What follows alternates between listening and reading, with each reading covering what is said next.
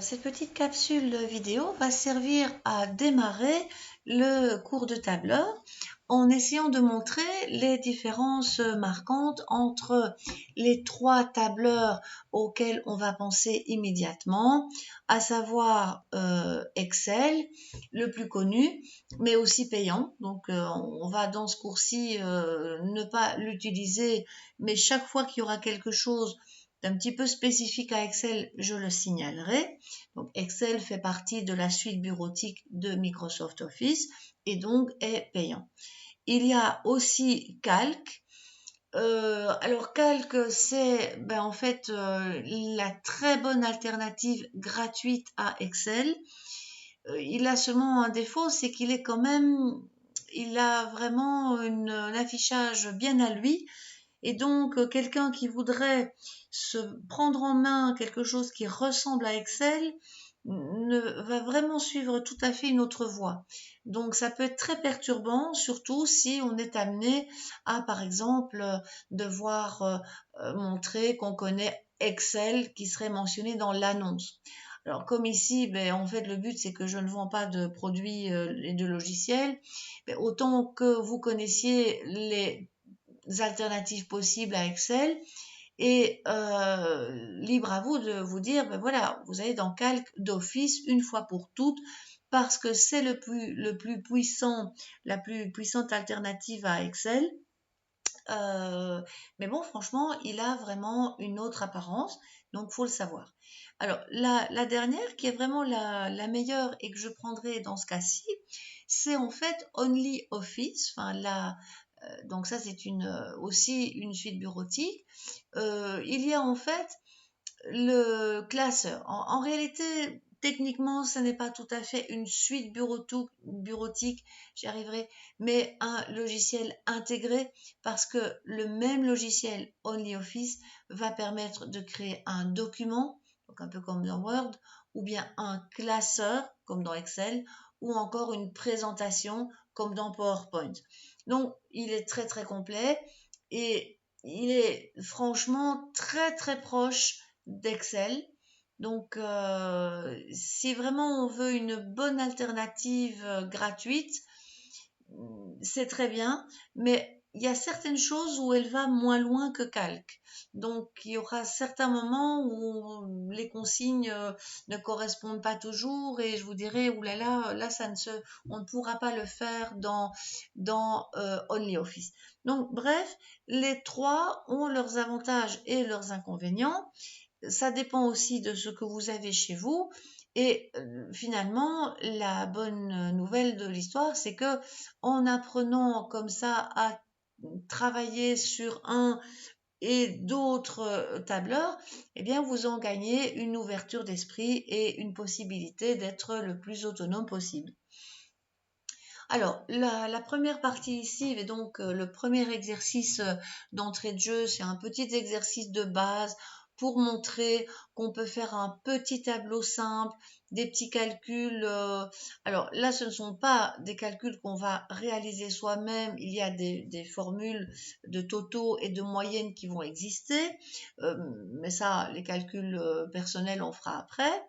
On montre qu'on peut très très facilement illustrer son tableau avec un graphique, soit dans un sens, soit en retournant l'information, parce que ici on a janvier, février, mars, des contrats, journaux, factures, lettres, sans doute comptabilisés.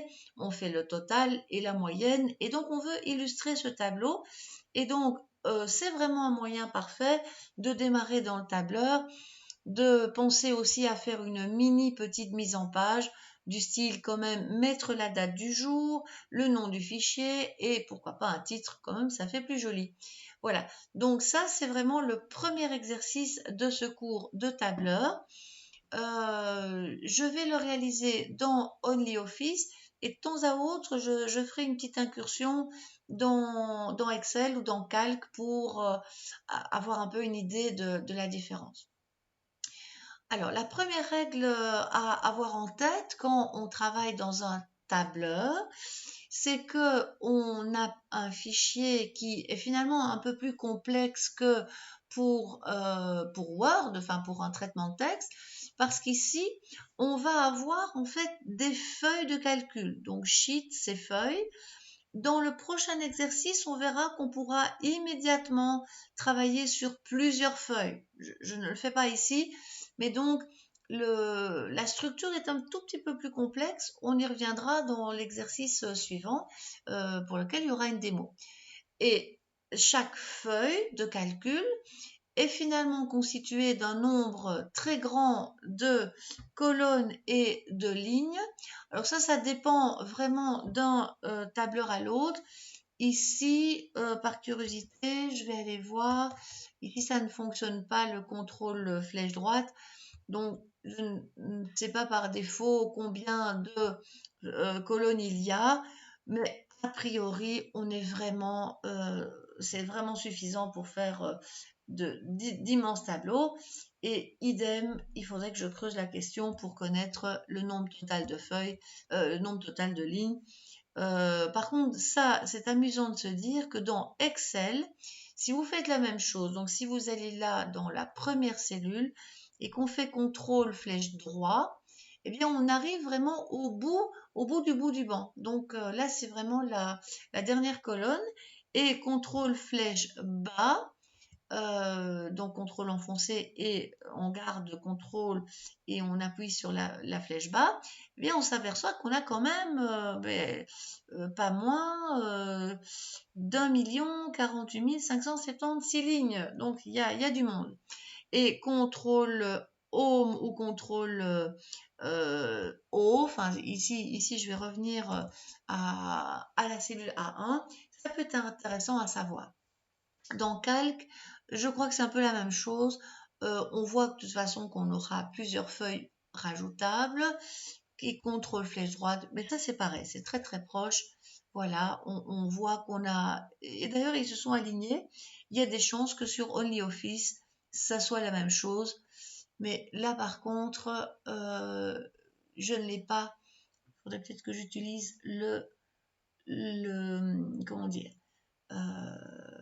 le classeur. Je ne sais pas si j'arrive au bout. Donc ça, je vais peut-être maximiser la fenêtre pour être plus à l'aise et voir s'il est limité. Alors, il est peut-être un peu plus limité quand même, mais non, apparemment pas trop. Voilà, donc là, je vais reprendre l'exercice en main et je reviens au début. Donc, une façon très simple de faire, c'est CTRL flèche gauche, on revient à la première colonne, CTRL flèche haut, on revient à la première ligne. C'est très simple. Et là, une bonne habitude à avoir d'emblée, on ne va pas commencer par les titres, on gardera ça pour l'entête, on va commencer ici vraiment par le début du tableau. Alors ça commence fort, le début du tableau, la première cellule elle est vide parce que je veux vraiment aller taper le mot janvier. Donc je vais taper janvier et ici, par contre, ça vaut la peine de switcher entre OnlyOffice et Excel parce que quand je vais, en fait, donc je vois bien que j'ai tapé le mot janvier, je vais cliquer sur la flèche droite et je vois que je quitte la cellule B1, c'est comme ça qu'on va l'appeler, et je suis arrivée dans la cellule C1, donc elle a un nom. Je peux limite taper le mot février. J'appuie sur Enter, ça va très bien fonctionner aussi, le curseur va disparaître et cette fois-ci, Enter a tendance va par défaut m'amener à la cellule du bas.